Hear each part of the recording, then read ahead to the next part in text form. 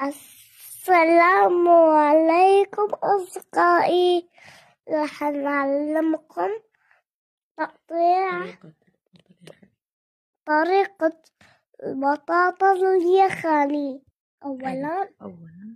أولا قطع بصلة حجم وسط، ثم نضع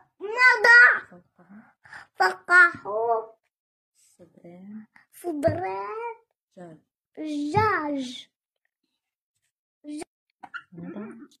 نضع ملعقة كبيرة سمنة، نحركها نحمص، ثم نضع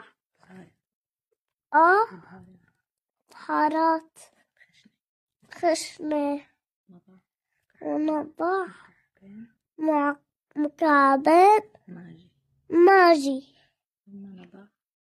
ثم نضع ماء عشان يستوي الدجاج.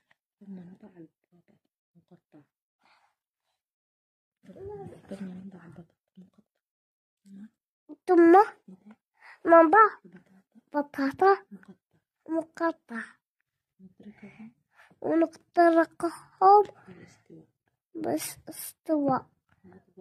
نطبخ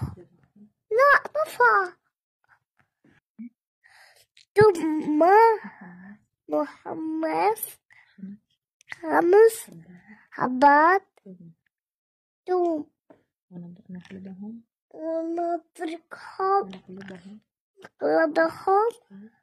فوق البطاطس بعد الاستواء.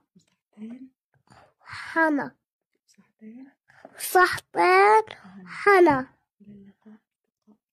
للقاء أصدقائي. ما بدي أقول